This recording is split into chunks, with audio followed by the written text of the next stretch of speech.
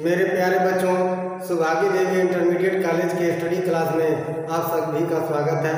आज कक्षा 11 के बच्चे इतिहास विषय के अंतर्गत पढ़ रहे हैं प्रारंभिक मानव द्वारा औजारों का निर्माण।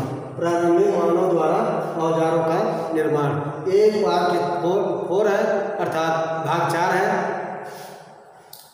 इसका 3 भाग हम पढ़ा चुके हैं। आज चौथा भाग इस वीडियो के माध्यम से पढ़ा रहे हैं। तो हमारा आज का टॉपिक है प्रारंभिक मानव द्वारा औजारों का निर्माण। इसके अंतर्गत टॉपिक है प्रारंभिक मानव की क्रिया प्रतिक्रिया, यानी प्रारंभिक मानव अपने कार्य व्यवहार में या क्रियाकलाप में क्या कार्य करता था, वो औजारों का निर्माण कैसे करता था, किस लिए औजारों का निर्माण करता था, वो औजार उसके लिए किस प्रकार उपयोगी सिद्ध होते थे, अर्थात औजारों का निर्माण करना उनके जीवन का मुख्य उद्देश्य क्यों था।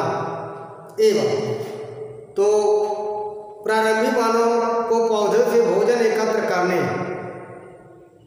प्रारंभिक मानव को पौधों से भोजन एकत्र करने और जानवरों के शिकार करने का कार्य विभिन्न प्रकार के औजार बनाने के लिए प्रेरित करते थे। ये औजार बनाने के लिए क्यों प्रेरित हुए? क्योंकि भोजन को एकत्र करना है और शिकार करना है। शिकार करना क्यों? शिकार कर भी यानी मांस का भक्षण करने के लिए शिकार भी करते थे। उनके छालों को, उनके खालों को अपने शरीर को ढकने के लिए भी ये शिकार करते थे। बड़े बड़े जानवरों का शिकार करते थे।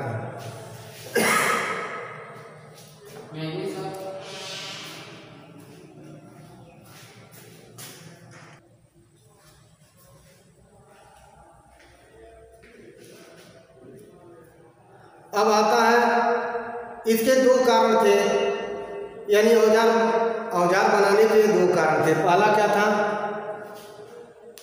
जंगली जानवरों को भगाने के लिए।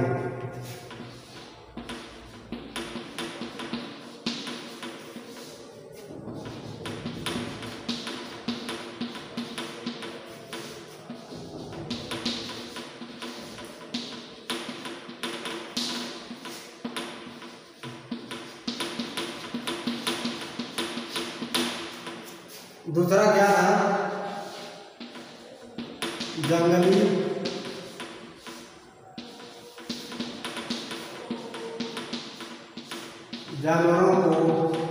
जंगली जानवरों का शिकार करने के लिए।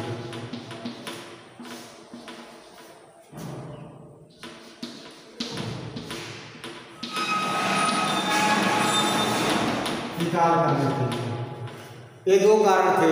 पहला था औजार बनाने की प्रक्रिया में जंगली जानवरों को भगाने के लिए, दूसरा था जंगली जानवरों का शिकार करने के लिए। अब होमो इरेक्टस है।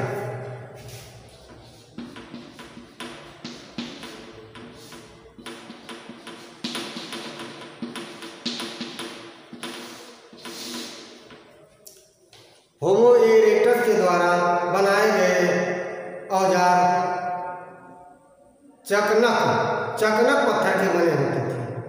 जो चट्टानें इन्होंने औजार बनाने के लिए प्रयोग किए वे क्वार्टजाइट तथा अन्य ज्वालामुखी चट्टानों से बनी होती थी।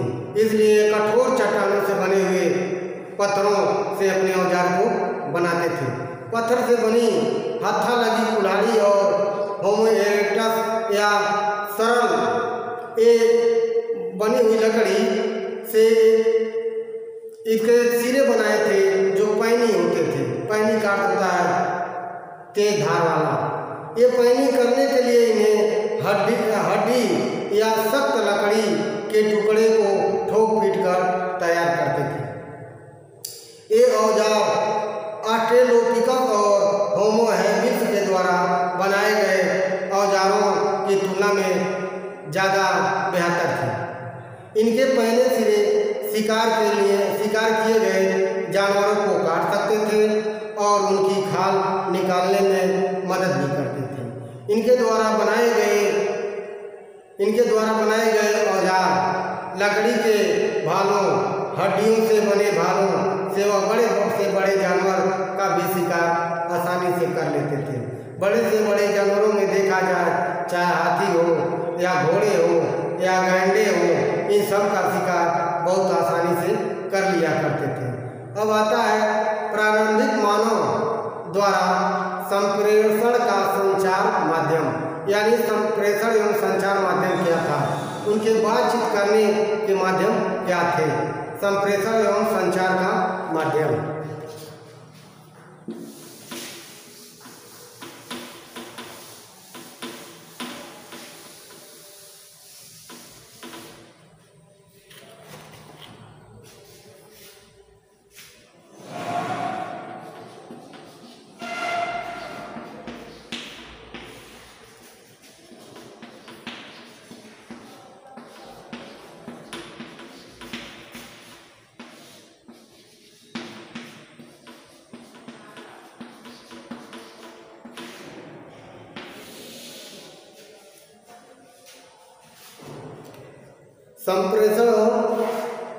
संप्रेषण और संचार का माध्यम अर्थात भाषा और कला।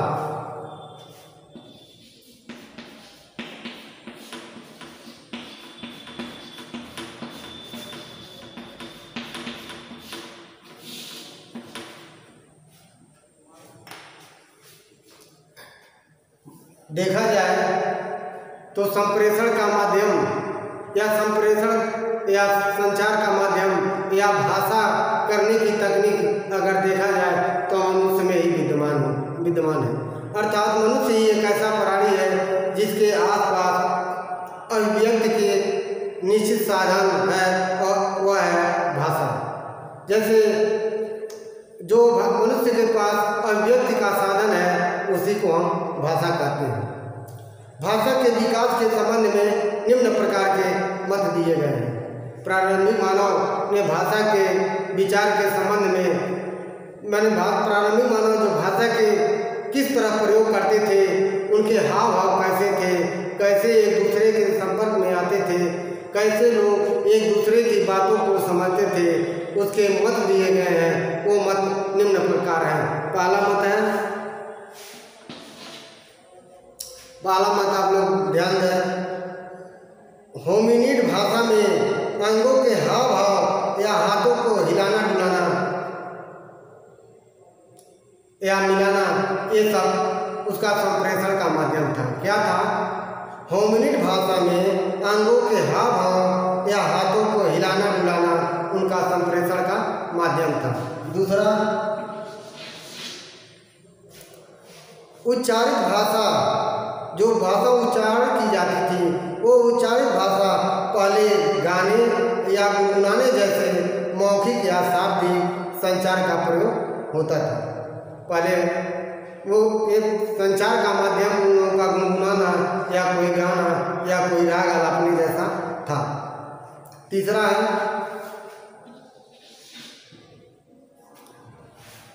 नर वानरों के ही सम्मुख मनुष्य के वाणी का प्रारंभ भी संभवतः आह्वान या बुलाने की क्रिया में हुआ।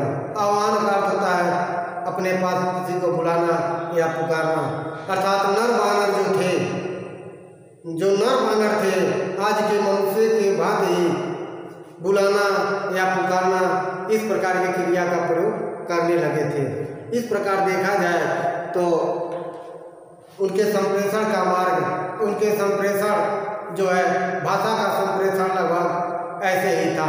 कभी कोई संकेत के माध्यम से हाथ या पाँव को हिलाना या सर को इधर उधर करना या कुछ गाना या गुनगुनाना या ये भी बात है जैसे उनकी जो वाणी थी वो वाणी द्वारा उनको पुकारना। अब आगे देखें, ये अभी अनुमान लगाया जाता है कि प्रारंभिक अवस्था में मानव बोलने में बहुत कम ध्वनियों का प्रयोग करता था। जिस तरह हम लोग ज़्यादा ध्वनि का प्रयोग करते हैं, बहुत से बातें कर लेते हैं, अब तो तर्क वितर्क भी करते हैं, लेकिन वैसा उस समय नहीं था। ये कम ही ध्वनि के प्रयोग से अपनी बातों को कर लेते थे तथा आगे चलकर यही ध्वनियाँ धीरे धीरे भाषा के रूप में विकसित हो गई और आज हमारे सामने ये भाषा के रूप में दिखाई भी देती है, जिस भाषा का प्रयोग हम लोग करते हैं। अर्थात भाषा का माध्यम अर्थात संप्रेषण का माध्यम ही भाषा है। अब आगे देखें।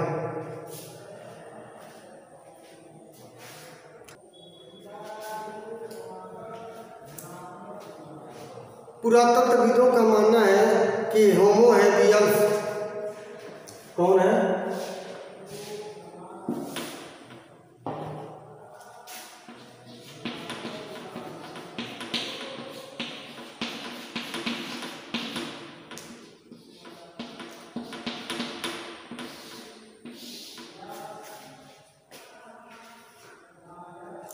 होमो हैबिलिस है।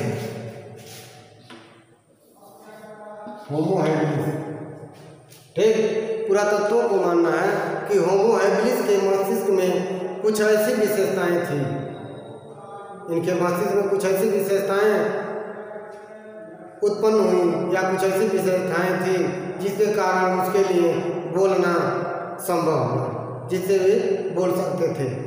और भाषा का विकास संभवतः सबसे पहले 20 लाख वर्ष कब हुआ? 20 लाख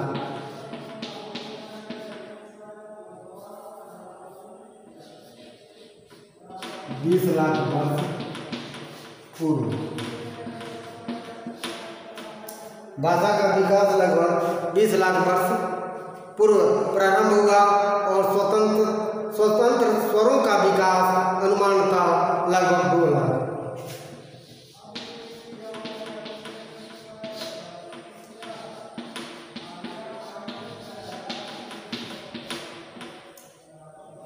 स्वतंत्र स्वरों का स्वतंत्र स्वर तंत्रों का अर्थात जो स्वर तंत्र हैं जिससे हम भाषा का उच्चारण करते हैं, जैसे कंठ है, तालव्य है, मूर्धा है, दंत है, ओष्ठ है, ये ही स्वर तंत्र है। कौन कौन? कंठ है, तालव्य है जिसे ताल कहते हैं, मूर्धा है ताल के बगल वाला ऊपर मूर्धा है, दंत है, ओष्ठ है, यही स्वतंत्र स्वर होते हैं। इस स्वतंत्रों का विकास अनुमानतः 2 लाख वर्ष पूर्व हुआ। अब आता है अल्मीरा की गुफा के चित्र। अल्टामीरा के गुफा के चित्र है।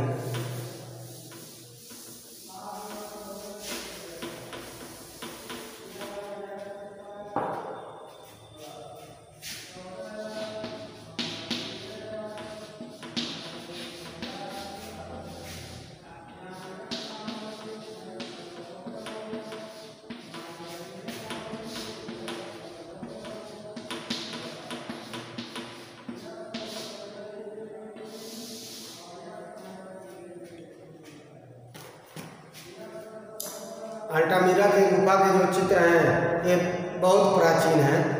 अल्टामीरा की गुफा अगर देखा जाए तो ये स्पेन में स्थित है। यह गुफा 300 मीटर लंबी है। कितनी? 300 मीटर। यह गुफा 300 मीटर लंबी है। स्पेन में स्थित अल्टामीरा गुफा भित्ति चित्र विश्व के प्रागैतिहासिक काल में लगभग की प्राचीन उदाहरण है। ये चूना पत्थर की गुफाएं हैं। किसके? चूना पत्थर। ये गुफाएं चूना पत्थर की हैं। ये लगभग 300 गज के क्षेत्र में फैली हुई है। 300 गज जो 300 मीटर लगभग बताए हैं। ये भित्ति के साथ गुफा के छत पर भी चित्रण किया गया है, जैसे उनके दीवारों पर भी चित्रण है, साथ साथ उनके छतों पर भी चित्रण किया गया है। अपेक्षाकृत अगर देखा जाए तो बहुत ही कलात्मक है और गुफा की छत लगभग 6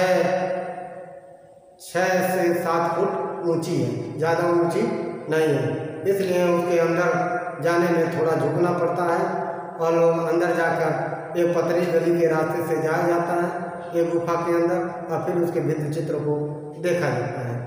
अब आता है आपका अगला टॉपिक, अफ्रीका शिकारी संग्राहकों के साथ प्रारंभिक संपर्क।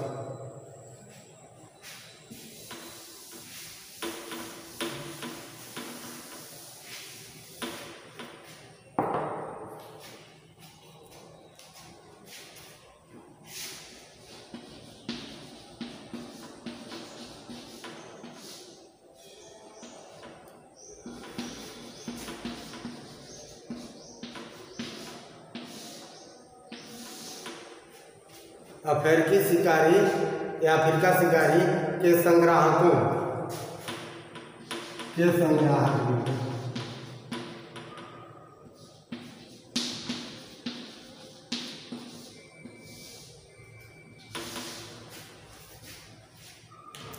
के साथ प्रारंभिक संपर्क।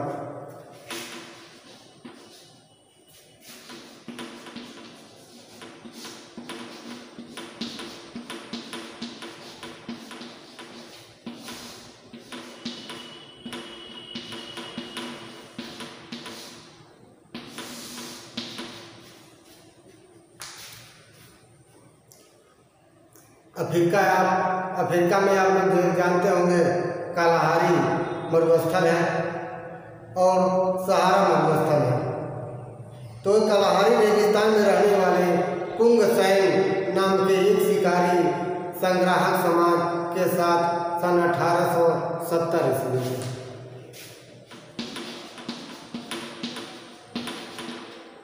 1870 ईस्वी में एक अफ्रीकी पशु चराने वाला समूह के सदस्य से पहली बार मुलाकात हुई थी और उसने उस मुलाकात को इस प्रकार लिखा कि वहाँ रेगिस्तान की रेत की सतह पर अनोखे प्रकार के पैरों के छाप बनी हुई है।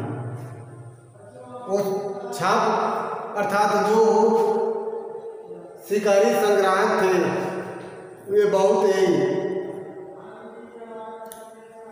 ही डरे हुए स्वभाव के थे, जिसे डरपोक स्वभाव वाला कहा जाता है। यह किसी की ध्वनि को सुनकर बहुत ही तीव्र गति से भागने लगते थे, अर्थात किसी के संपर्क में ये आते नहीं थे। जब किसी को देखते थे तो ये छुप जाते थे। उसी के अंतर्गत आपको एक टॉपिक आता है हदजा समूह। क्या आता है? हदजा समूह।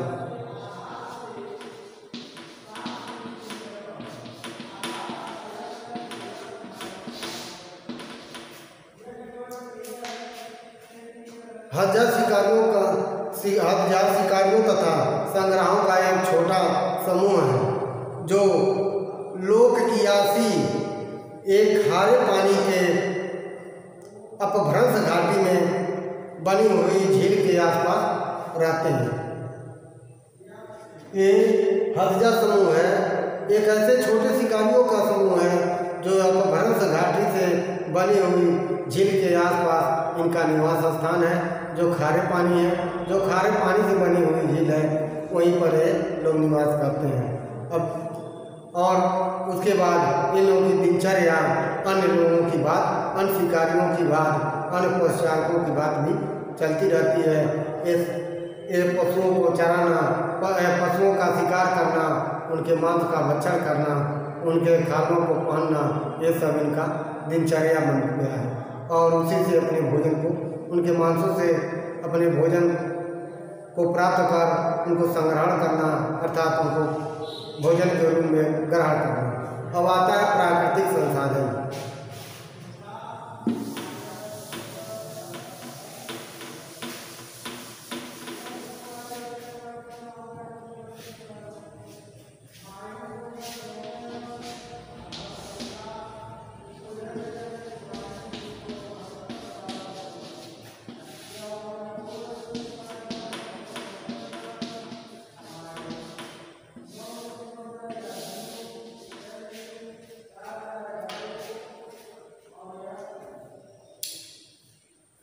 प्राकृतिक संसाधन यानी प्रकृति द्वारा उनको क्या संसाधन है, यानी क्या क्या संसाधन मिले हैं, उसके विषय में आपको बता दें। यानी पूर्वी इलाका पूर्वी इलाका सूखा और चट्टानी, सूखी और चट्टानी है। जैसे पूर्वी इलाका अगर देखा जाए तो सूखी हुई है और चट्टानें हैं जहाँ घास अर्थात सावना के कांटेदार झाड़ियाँ, सावना प्रदेश जिसे कहते हैं उसके कांटेदार झाड़ियाँ हैं और एकासियों की पेड़ें हैं। ये एकासी नामक पेड़ हैं, उनकी पेड़ें वहाँ पर आपको मिलेंगी, बहुतायत मात्रा में मिलेंगी। लेकिन यहाँ जंगली खाद्य वस्तुएँ भरपूर मात्रा में मिलती हैं। जो जंगली खाद्य पदार्थ भरपूर मात्रा में यहाँ मिलते हैं, क्योंकि यहाँ जंगल झाड़ियाँ और घास के मैदान, विश्व का ये पहला घास का मैदान, सबसे बड़ा घास का मैदान जो सावना क्षेत्र कहा जाता है, यहाँ की बात हम कर रहे हैं। यहाँ पर आप लोग देखेंगे तो यहाँ भांत प्रकार के जानवर मिलते हैं। जंगली जानवरों में अगर देखें हाथी हैं, गैंडे हैं, भैंस है, जंगली सूअर है, जिराफ है, जेब्रा है, बराक है और चिंकारा है और खागदार खरगोश है और बंदर है, शेर है, तेंदुआ है। ये सब जंगली जानवर वहाँ पर प्रचुर मात्रा में मिलते हैं, क्योंकि यहाँ वहाँ पर इनके रहने के लिए जंगल और झाड़ियाँ ज़्यादा मात्रा में विद्यमान हैं। तो इसलिए इनका शिकार करना और भोजन के रूप में इनको मांस का भक्षण करना यहाँ के रहने वाले शिकारियों के मुख्य पेशा है, मुख्य कार्य है। तो प्यारे बच्चों, आज आप लोग इस वीडियो के माध्यम से प्रारंभिक मानव के विकास की कहानी पढ़े हैं, उसमें उनके संप्रेषण का माध्यम कैसे विकसित हुआ ये सब पढ़ लिए। उनके औजारों के विषय में पढ़े हैं और अल्टामिरा के गुफा चित्र के विषय में भी जान गए हैं और अफ्रीका के शिकारी संग्रहों के समूह के विषय में भी जान गए हैं। इस प्रकार आप सावना के प्रदेश में स्थित जानवरों के विषय में भी इस वीडियो के माध्यम से जान गए हैं। हम आशा यही करते हैं कि आप लोगों को यह वीडियो अधिक पसंद आएगा। अब इसी वीडियो के साथ ये पहला अध्याय समय की शुरुआत समाप्त होता है। अब अगले वीडियो में अगला अध्याय की व्याख्या करेंगे, अगले अध्याय पर लेक्चर हम देंगे। तब तक के लिए धन्यवाद।